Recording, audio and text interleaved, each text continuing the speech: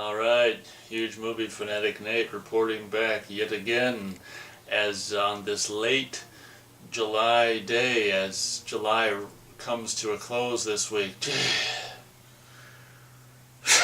That's just depressing.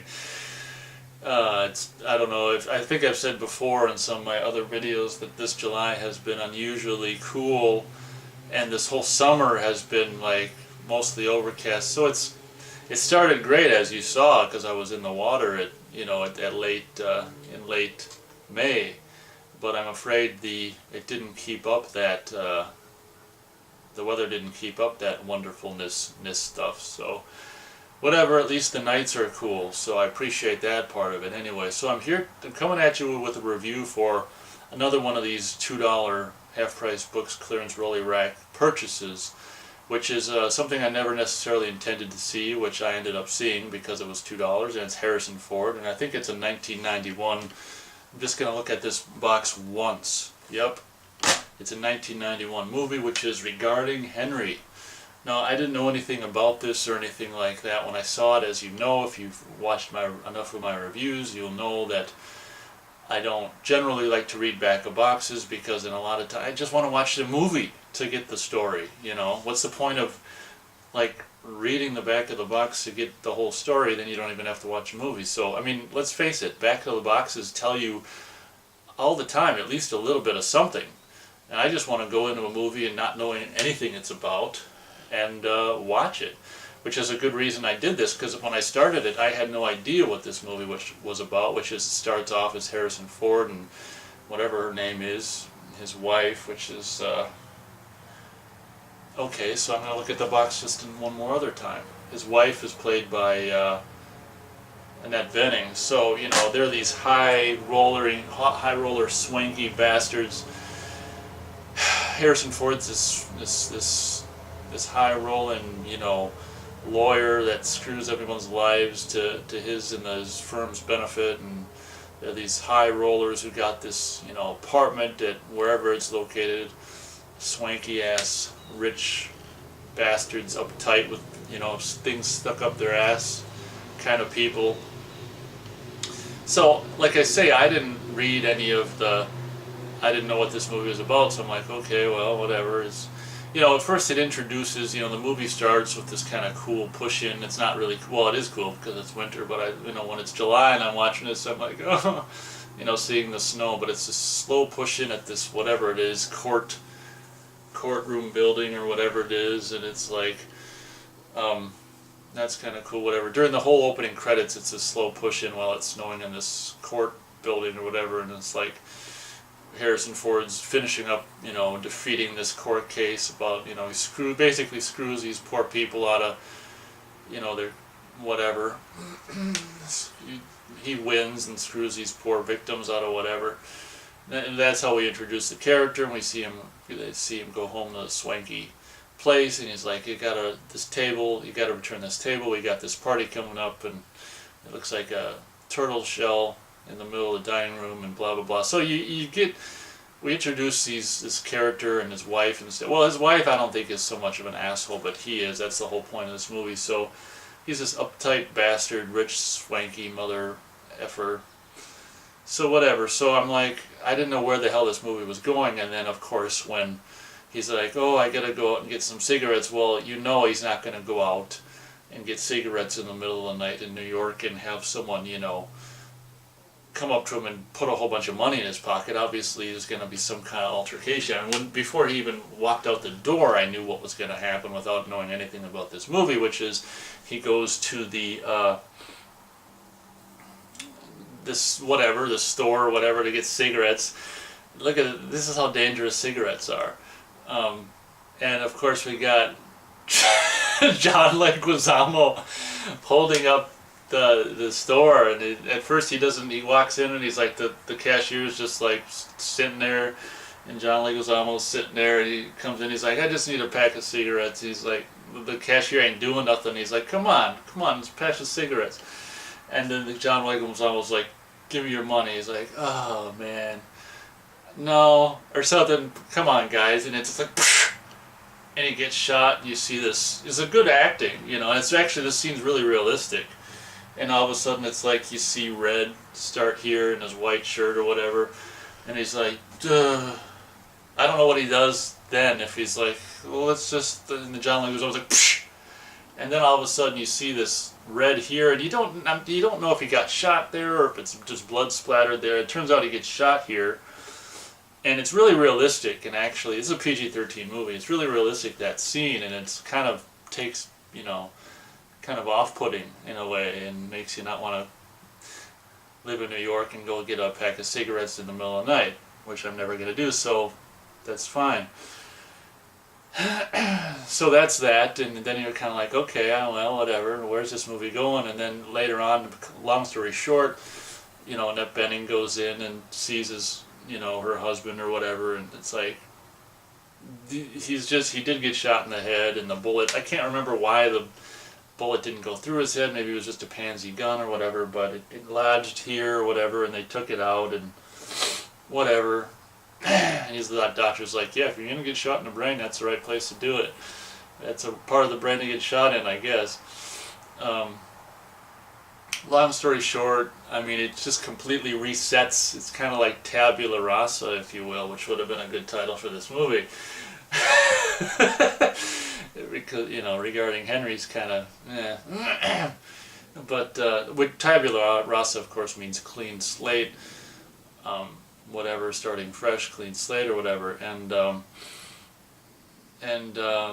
so he's basically, reset. You know how you have like a reset button or whatever, on some stuff, or whatever. He can restore computers back to their factory original whatever. I mean, that's what happened to Harrison Ford. He basically had to,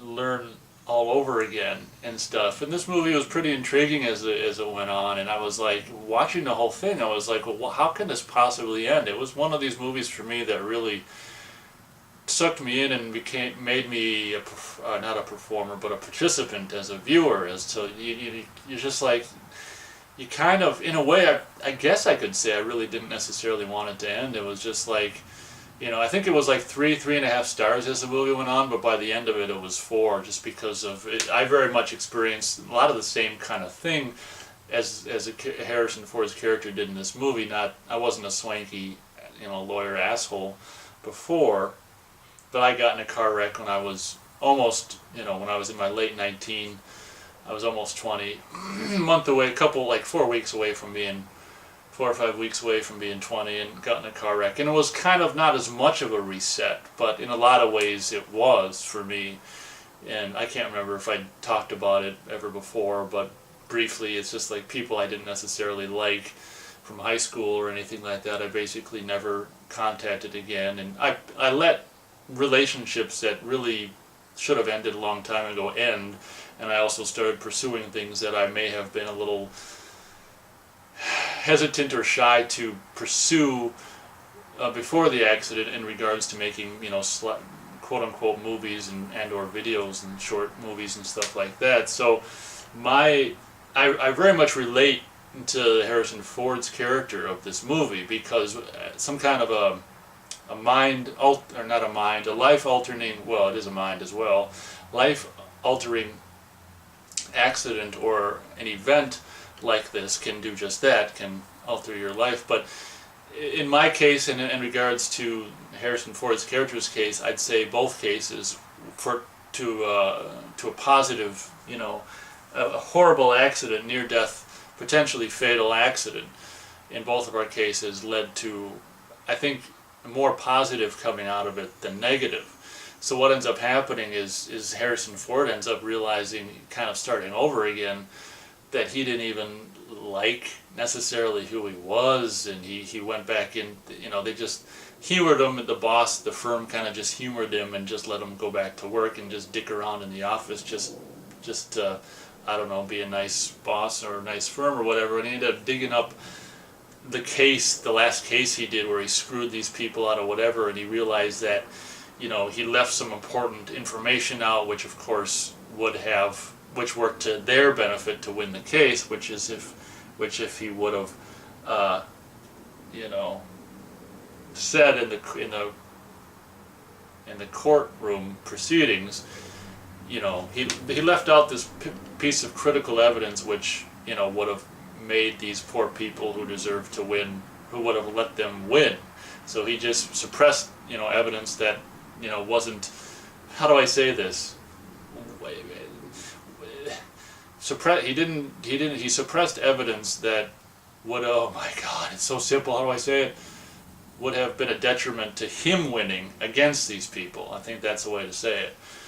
So, I mean, as a newly changed guy, he's like, well, no, you know, what we did was wrong. And then, of course, his boss and the firm guy is like, well, don't ever let him, he tells the secretary to not ever let him see any of his old cases again, because obviously you can't go bringing that stuff up. And it's a very interesting movie, actually, and at the end of the day, like I say, it was a three and a half star movie as it wore on, but I think the way it just ended makes it a 4-star movie, where basically, because obviously he can't keep, you know, working with that high-paying job, they gotta move out of that swanky ass apartment, which is fine. They were gonna send their daughter to this, you know, Nazi Hitler and, you know, private school, just grooms these, you know, children of these elite uptight bastards, and, you know, the daughter didn't really like it there. They took her out of there. So it was kind of like, at the end of the day, this movie was a great tale, which, you know, their marriage was shit because he was just working, you know, 80 hours a week or whatever, working a lot. Both of them were having an affair. He was having an affair and she was having an affair. So it's a great movie that, like I've said it a lot of times, I don't know if I ever said it on this channel, which is in regards to my accident. I really wish that everyone could experience something like that, something potentially life-changing or life-ending that ends up inevitably being life-changing, because it makes you, or at least it made me, I can't speak for everyone else, but in my case it made me realize that life can just end at any minute, and you better do what you want to do if you can while you're here, and at the same time you're worth more than being, you know, treated like shit from quote-unquote people you know, or quote-unquote friends, or, you know, you're worth more than that. So don't let yourself be whatever, just, you know, maybe not treated so well by acquaintances or whatever. So the accident was one of the best things, you know, in the long run that happened to me. So like I say, I just wish more people could experience a near fatal event, because I think it would make a lot less assholes in the world. I think it would make, you know, people just realize that really at the end of the day nothing is worth getting all pissy and moany about, and, you know, why not just be pleasant as much as you can, because you never know, you know, because being pleasant to people just enhances everyone's life. You know, if you're out in the world and you're just like this asshole with this stick up your ass, you're not enhancing or adding anything of any positivity to anyone's life. So if you can just, you know, if you can just go around being positive, and, you know, maybe not positive mindset, because I wouldn't say I necessarily have that. I have a realistic mindset, but that doesn't mean that I can't, you know, joke around and just be, you know, have a positive exterior, you know, and not take life, I sure as shit don't take life too seriously by any means, because how can you when it can just end at any moment? In closing, I will say that there's this scene, I think I'm gonna, if it doesn't fill the whole screen up, I'll put it right over here next to me. I don't know which way I'm going to do it yet, but there was this scene where this guy, they had ordered some groceries, some food, and this guy came to the door with, I think, a cardboard box full of whatever, Annette Bening or whoever, you know, whatever groceries they had ordered. And he comes to the door, and they open the door, and he's standing there with the box of groceries or whatever, and I'm thinking, you know who that looks like? You know, instantly I'm just like, no way, that can't be, you know, and I'm looking and I'm like, sure enough, when the end credits roll around, it is in fact this guy right here that you're either seeing full screen or right here, maybe I'll put it here for safety because I don't think copyright can detect it when it's just a small box. That's why I do a lot of stuff over here. Full screen they can detect, but I don't think they can when it's a little box in my big box, which is this video frame. But take a look before I say who this guy is right here. Take a look at this guy. I'm going to just give you a few minutes now. You know, I don't know if I'm looping this thing or what, but let's look at this guy with the box of groceries. I won't drag it out too long. Who does this guy look like to you before I say who it is? Did you guess?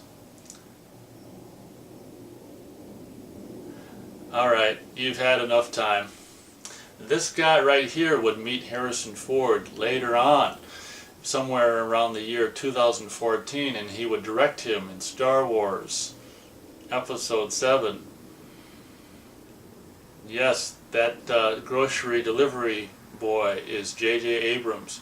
In the credits, I forgot what he's billed as in the credits. It's one name. It's something like, I don't know, James or Jimmy Abrams or something like that. So there you go.